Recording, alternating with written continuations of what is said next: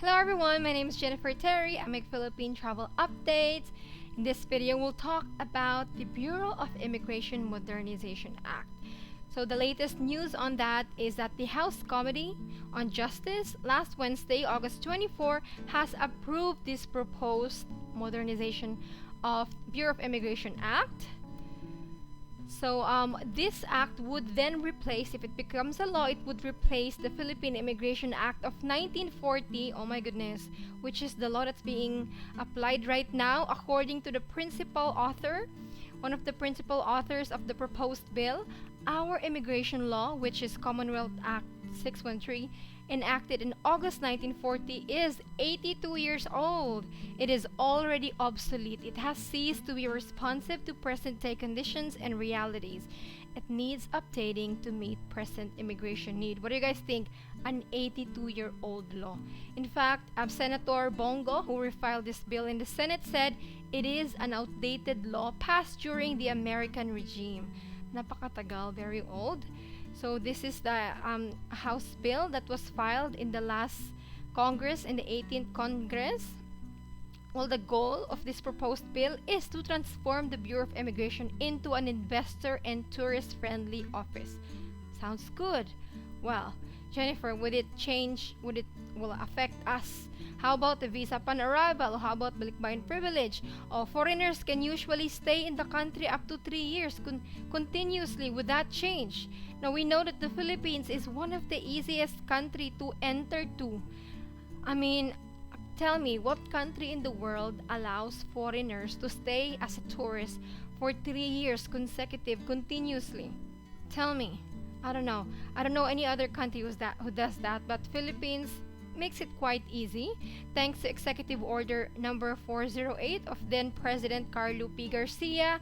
This was issued in the 1960s, in which if you belong in these countries, 157 countries, United States included in this list, EO 408, South Korea, UK, Australia, New Zealand, Germany, Norway. No, a lot of you guys can come in the country visa free, and then you're given 30 days stay. And if you want to extend, you want to stay longer, you can even try to apply at the airport for the extension of another 29 days. And then once you're here, you can go to an immigration office and extend for 1 month, 2 months, 6 months. In total, you could stay here for up to 3 years. So it's very easy for foreigners to stay in the country. You can even stay here long term, even just as a tourist. Yeah. If you belong in the non-visa required countries, up to 3 years you can stay in the country. You just have to keep up to date to your visa extensions. The good thing is that this proposed bill, this Bureau of Immigration Modernization Act, does not contradict EO 408, so guys, don't have to worry. Even if this becomes a law, you can still come in visa free. It's still the same. That's good. In fact, this proposed bill wants to create more visa categories and privileges for foreign investors. They want to encourage more foreigners to visit and invest in our country. So a prominent section of this bill is found on Section 33, categories of non-immigrants and types of visa issued. So I looked at it, and basically it's still the same, guys, except probably that they will be renaming the visas. So instead of just having a 9A visa, so if you want to come here for business, if you want to come here for health, or if you want to come here as for pleasure or for vacation, you would be issued a 9A visa. Instead of just having one, you would have A series. So there would be A1 for business, A2 for pleasure, and A3 for health. So let's go back.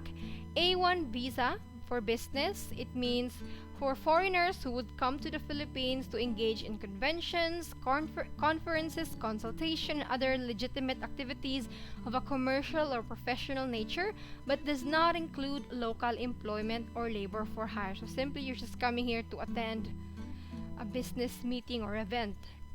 So I mean, if you're a tourist, then be a tourist. Do not come here to work. No, there are reports that there are foreign tourists working as scuba divers, teachers, or instructors. That's not It's not, they shouldn't be doing that. If you're a tourist, be a tourist. Anyways, moving forward, another classification for this proposed bill would be Pleasure A2 visa. So temporary visitors who stay in the Philippines for holiday, including sightseeing, recreation, or visiting relatives.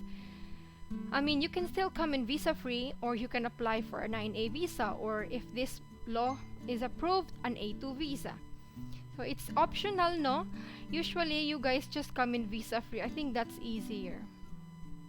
Anyways, another reclassification that this proposed bill wants is A3 visa or health visa. So for temporary visitors who stay in the Philippines to avail of medical treatment, then that would be A3 health visa.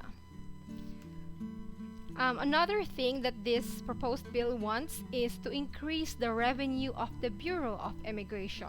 So it could impose reasonable fees for transactions the public makes with the Bureau of Immigration. Well, I was just checking to the Bureau of Immigration website for the extension of authorized stay, for how much you guys usually pay if you stay longer than 30 days. And according to the website, the last time it was updated was 2015. Could they increase that if this proposed bill becomes a law? Possibly. Possibly. I know in other countries, they usually update their immigration fees almost every 1 year, 2 years. But the Philippines does not. Anyways, this proposed law would allow the Bureau of Immigration to retain 30% of its collections, provided that the amount does not exceed to 1.2 billion a year. So they want to keep more money in their office. In fact, the former Commissioner Jaime Morente, the previous one, the Philippine Immigration Act is a very old law. It was enacted in the 1940s, and the rates included there are not applicable anymore. Oh, a fake driver's license will warrant a 1,500 pesos one. 1,500 pesos? I didn't know that is that low. Fine, but bringing in an alien or a foreign national with a fake passport will only result in a 500 pesos fine. It's a security risk to have such low fines. Actually, there was an immigration press release last year. It's between an issue between the immigration and the airlines. So apparently, the old law of the immigration only charges aircrafts, vessels, 500 pesos for bringing in an improperly documented foreign national. Imagine if an airline accepts a foreigner with a fake passport or a foreigner without a visa who needs a visa. They would only be charged 500 pesos. That's not much, is it?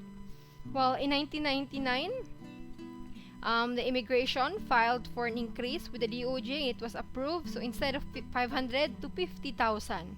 However, its legality was questioned by airline companies. The collected fines could have been used for much needed improvement projects for the government, but since the law is so old, it only charges 500 pesos. Another thing that this Bureau of Immigration Bill Modernization Act wants is to increase the salaries of immigration officers. Currently, for entry levels immigration officers, they're paid 27,000. They want it to increase to 36,000 pesos. I think it's reasonable. 36,000. While this is not the first time that we talked about this bill, no? And this is not the first time the Philippines talked about replacing the old immigration law. Actually, last year, while the House in the 18th Congress had approved its proposal, but the Senate failed to pursue its enactment. It has been, 9 years or 10 years? It has been 10 years since the Philippines Immigration Act of 2013 was filed in Congress. Pero hanggang ngayon hindi pa rin napapatupad, no? Early this year, the Senate conducted a hearing on the proposed law, putting it back in the spotlight. Well, hopefully that they will not lose this momentum and would now be on top of their priority list for reforms that need to be addressed and finally passed into law. We, the travelers, public, employers, should carefully assess the impact of these anticipated changes in the immigration landscape. and continue to provide feedback to improve immigration processes. Well, as for me, the one that I am most concerned of is really the departure of Filipinos. So many Filipinos are getting offloaded. That for me is the biggest issue. And in the video for immigration, they should reduce red tape. Let me know, guys, what do you think, what suggestions you have, especially foreign residents in the country. This is all I can share about the proposed Immigration Act. That's all about it. Thank you all and God bless.